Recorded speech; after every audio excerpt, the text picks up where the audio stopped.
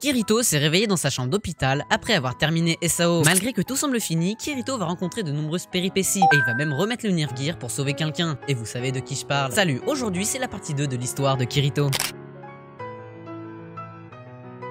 Au retour de Kirito dans le monde réel, Kikuoka Seijiro, le chef de l'équipe de crise de Sword Art Online, est la première personne à voir Kirito, avant même ses parents et sa petite sœur. Il voulait des informations sur le jeu. Kirito se réveille d'un cauchemar, il va se regarder dans son reflet et va prononcer les mots. Tu vois, je suis devenu un vrai pleurnichard, Asuna. Il descend regarder sa petite sœur s'entraîner au kendo. Car oui, pendant que Kirito était en train de défoncer des monstres dans Linecrad, sa sœur elle s'est toujours entraînée et a même atteint le top 8 du pays. À la fin de son entraînement, Sugua remarque que son frère la regardait. Elle était très gênée. Puis notre bon vieux Kirito va lui proposer un duel. Il prend sa pose qu'il avait dans SAO, ce qui fera rire sa sœur. Kirito va évidemment perdre. Logique mec, elle est dans le top du Japon. T'es bête ou quoi? Allô? Enfin voilà quoi. Par réflexe, Kirito va ranger son épée comme dans SAO. Sauf que c'est pas possible. Après ces événements, Kirito va se rendre à l'hôpital. Il va voir Asuna qui ne s'est pas réveillée depuis la fin de SAO. En effet, 300 joueurs ne se sont pas encore réveillés. Mais soudainement, le père d'Asuna débarque avec Sugo Nobuyuki, celui qui le considère comme son fils spirituel. Shozoyuki, le père, remercie Kirito de venir voir régulièrement sa fille. Ensuite, Sugo dit au père d'Asuna qu'il aimerait officialiser les choses. Bizarre. Kirito semblait un peu perdu, puis Shozoyuki demande à Sugo s'il est prêt à ça. Il a encore la vie devant lui. Il répondra: j'aimerais profiter du fait qu'Asuna soit encore aussi jolie pour lui faire porter une belle robe. Kirito a fait directement le lien. Ce Neuil aux lunettes va se marier avec Asuna. Puis le père d'Asuna part et cet enfoiré va commencer à sentir les cheveux d'Asuna, ce qui va énormément irriter Kirito qui veut le repousser. En réalité, Asuna déteste Sugo et la famille n'est pas au courant. On y apprend ensuite que l'entreprise qui a été choisie pour maintenir le serveur de Sword Art Online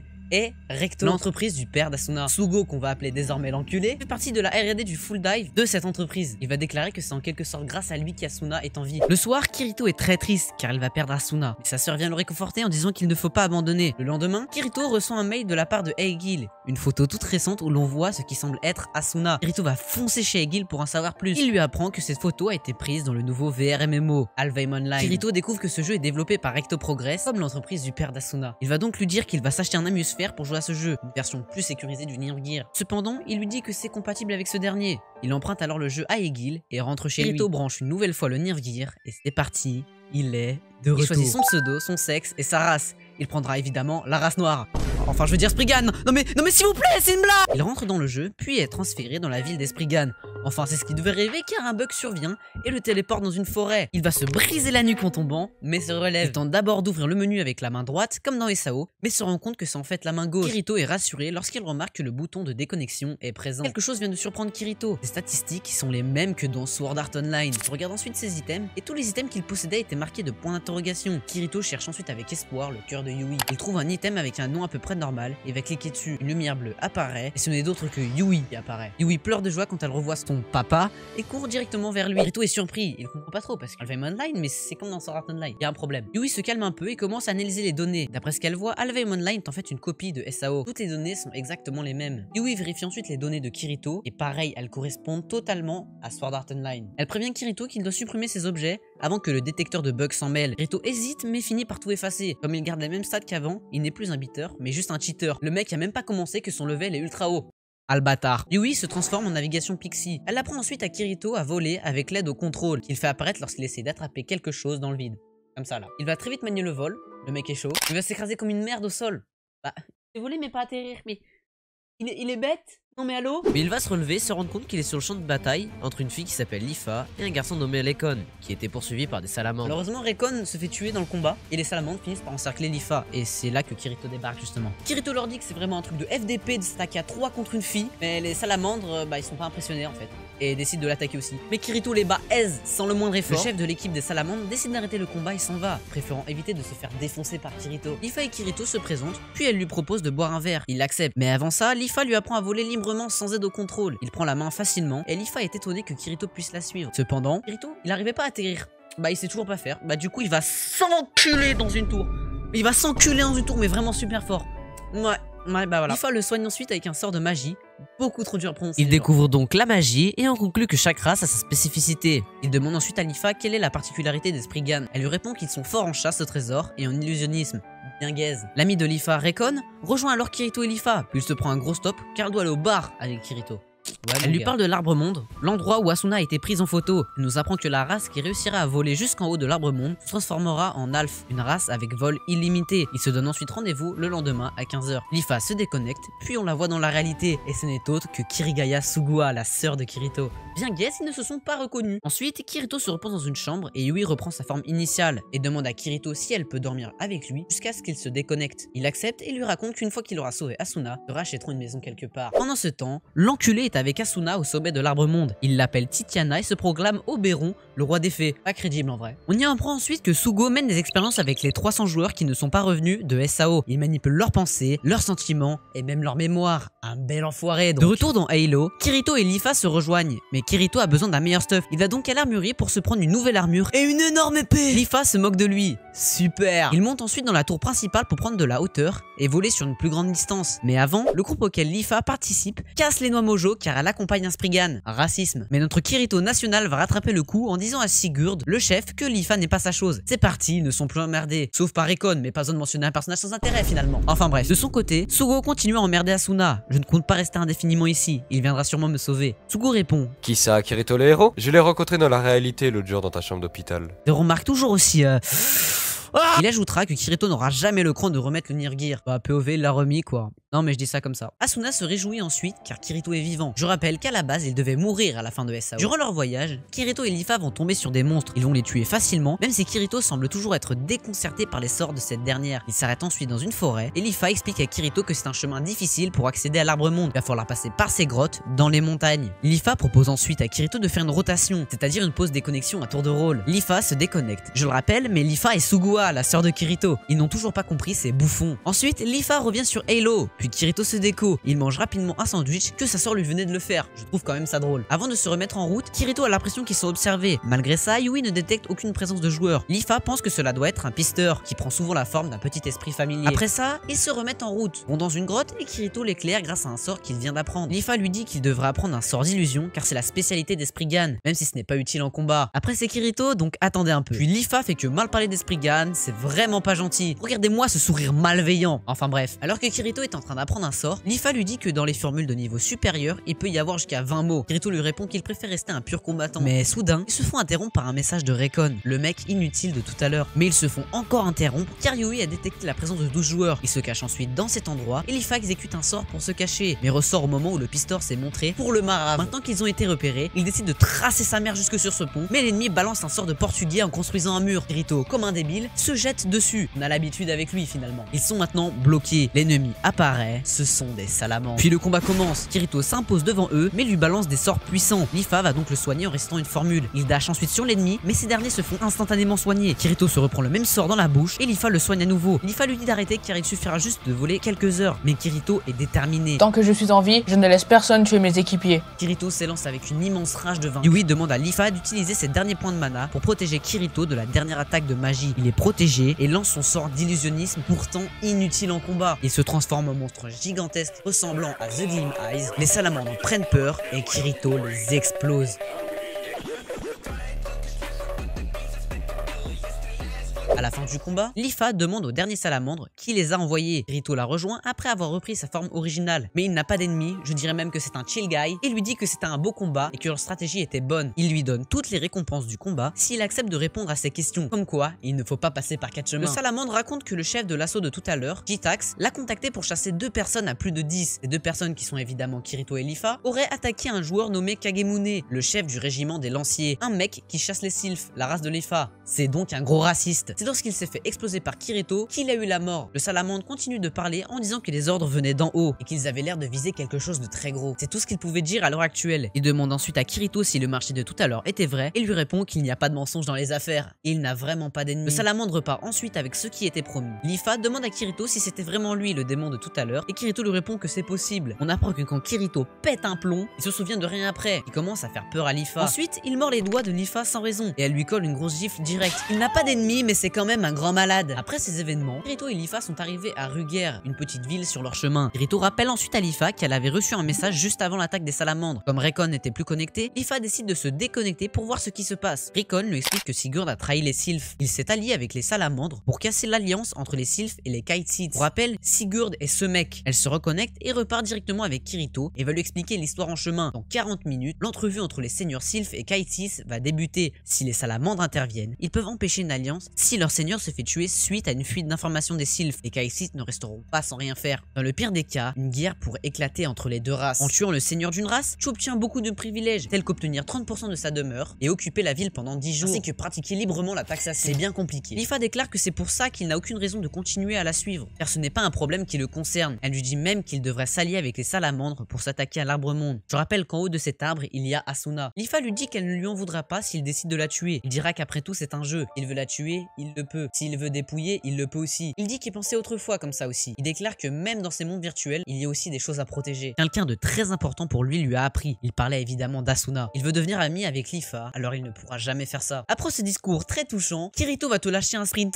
de Sandbolt et va traverser avec Leafa une grotte remplie de monstres. Kirito trouve la sortie et gagne un temps fou. Les salamandres sont déjà arrivés au rendez-vous entre les seigneurs sylphes et Kite-Seeds. Cependant, Kirito fait une entrée spectaculaire. Il est arrivé juste à temps pour défoncer les salamandres. Kirito demande à parler au commandant. Il arrive et lui dit qu'il le tuerait dans tous les cas. Mais impressionné par son courage, il accepte de l'écouter. Il déclare qu'il est l'ambassadeur de l'alliance entre les Strigan et les Indines, notre race d'Alfheim Online. C'est évidemment du bluff. Il déclare que s'il décide d'attaquer ici, cela signifierait qu'ils entreraient en guerre contre les 4 races. Le chef des salamandres ne le croit pas car il ne possède pas de garde du corps et d'un équipement exceptionnel. Il lui propose alors un marché. Si Kirito tient durant 30 secondes à un combat contre lui, il le croira. Mais on est d'accord pour dire que ce mec a l'air vicieux. Alors bon, Kirito va accepter. Cependant, lorsque le chef des salamandres va sortir son arme, Sakuya va dire que ce n'est pas bon signe. L'épée se nomme démonique Swordgram et pour la porter, il faut avoir une compétence d'épée d'au moins 950, ce qui est gigantesque. Elle en conclut donc que ce mec est le général Eugène. Puis le combat commence. Eugène envoie directement une attaque. Kirito s'est fait surprendre car son épée a traversé la sienne. Kirito revient au combat immédiatement. Eugène est surpris qu'il ait réussi à survivre. Coup d'épée, voltige aérienne, ils sont chauds. Puis ils se retrouvent face à face. Kirito lui dit que les 30 secondes sont passées, mais cet enfoiré va dire qu'il va quand même le buter. Je vous l'avais dit, ce mec est vicieux. Alors le combat continue. Ils enchaînent les attaques et les blocages, mais il va se faire enchaîner bien comme il faut. Kirito prend dans la distance et disperse un écran de fumée. Il emprunte ensuite l'épée de Leafa et va utiliser sa technique fétiche. La technique qui lui a permis de terminer SAO, l'escrime double.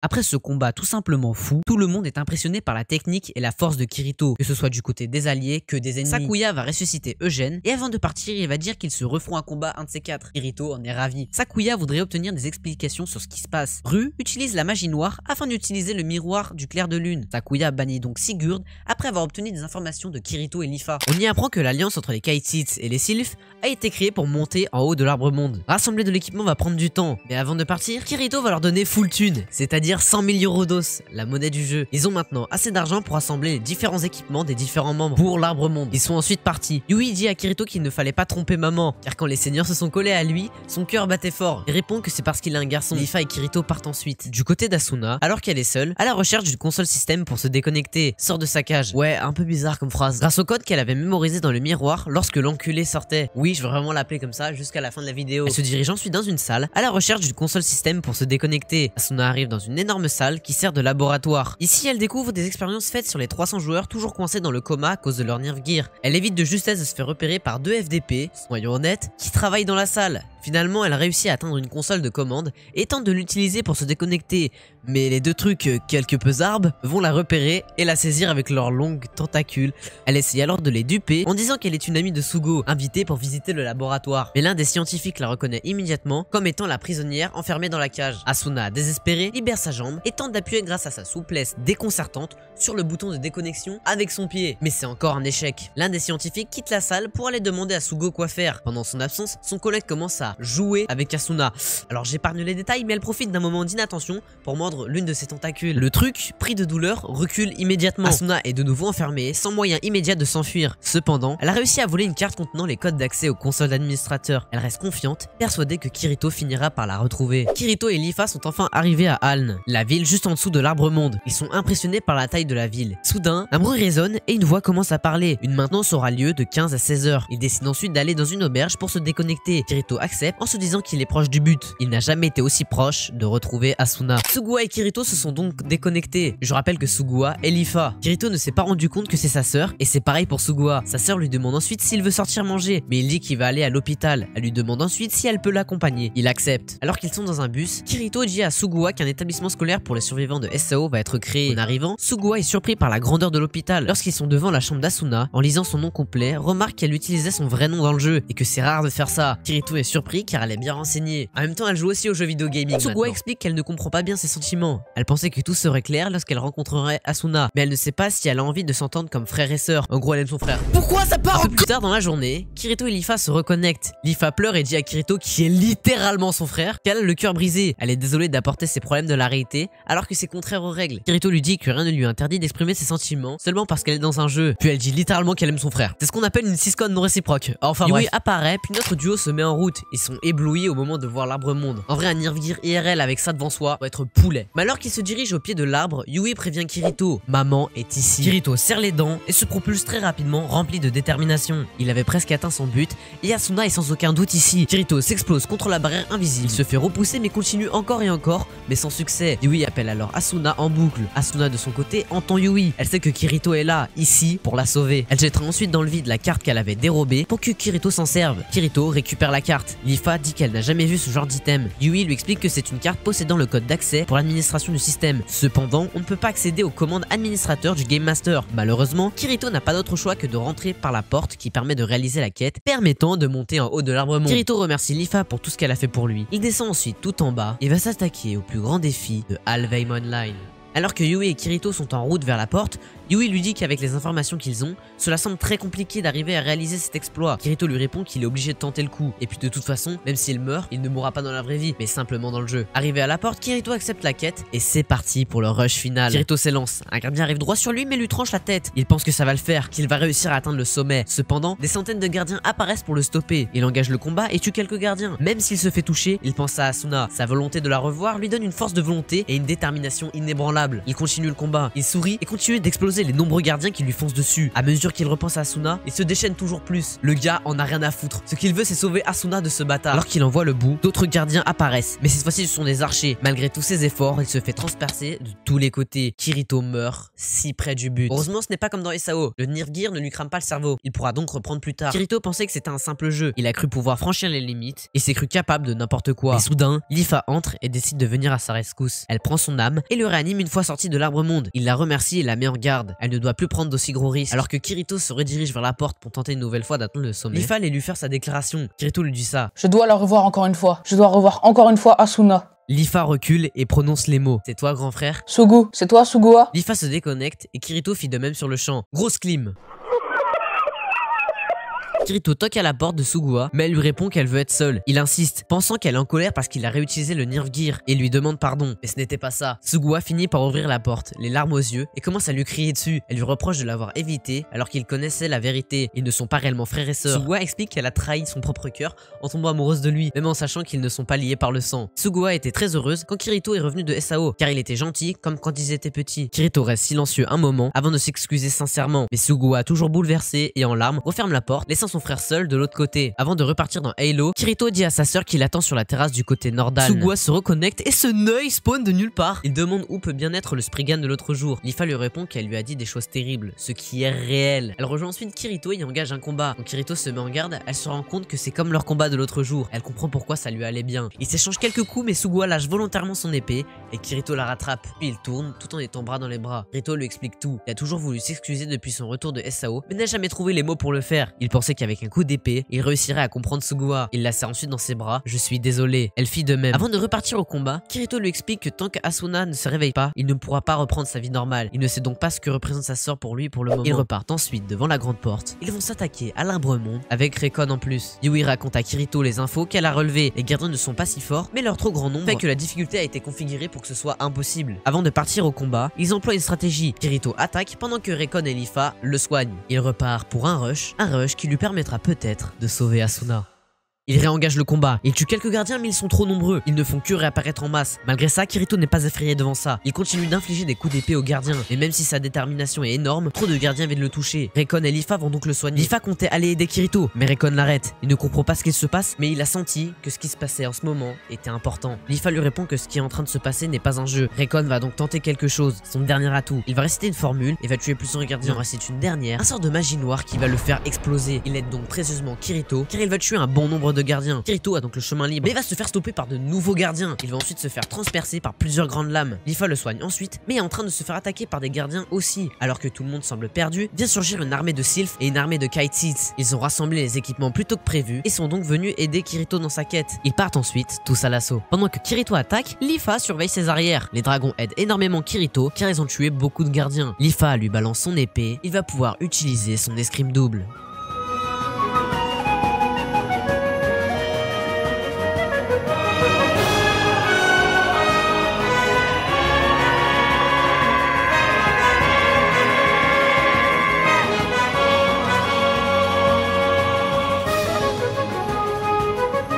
Kirito a percé le bouclier ennemi et a atteint la porte. Et malgré tous ses efforts, la porte ne s'ouvre pas. La porte est bloquée, verrouillée par des droits d'administrateur. Alors que des gardiens apparaissent, Yui va donner la carte d'accès qu'ils avaient récupérée auparavant. Grâce à cela, il parvient à déverrouiller la porte et avec Yui, il se téléporte à l'intérieur. Yui va ressentir la présence d'Asuna et va passer à travers les murs grâce au code d'accès de la carte que Yui a enregistré dans son programme. Kirito court enfin jusqu'à la cage d'Asuna. Alors qu'elle était allongée sur sa table, elle entend une voix familière. Kirito a atteint Asuna. En les voyant, elle est émue jusqu'aux larmes et Yui court dans ses bras. Kirito s'excuse d'arriver aussi tard, mais Asuna savait que Kirito allait venir la sauver. Kirito et Asuna vont retourner dans le monde réel. Mais...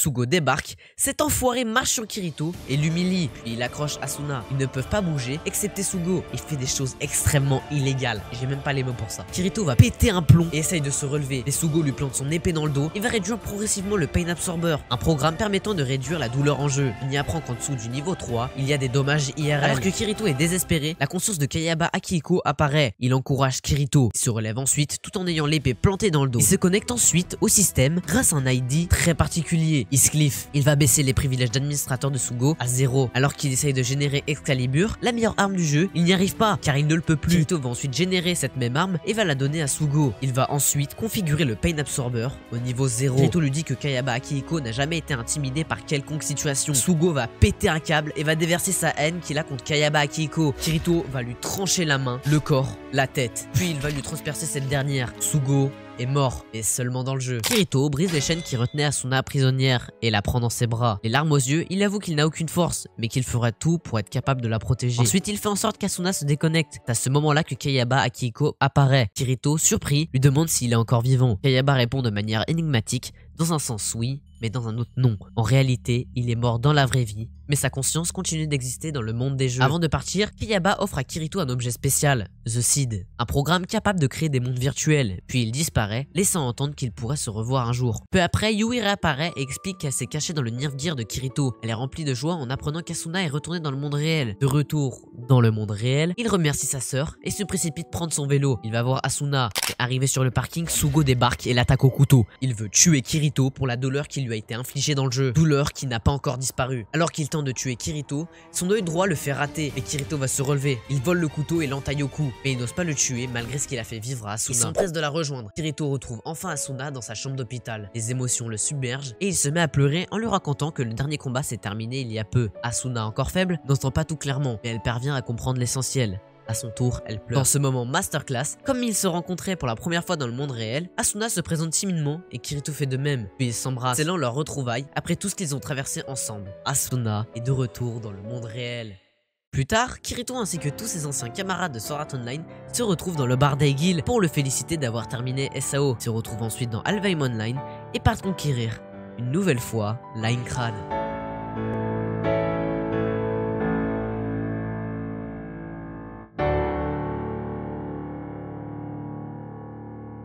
C'est la fin de cette vidéo, j'espère qu'elle vous aura plu. Comme d'habitude, n'hésitez pas de liker, de vous abonner et pensez à partager. Si on copie juste le lien, ça compte comme un partage. Alors merci d'avance. Je vous dis à bientôt, à plus.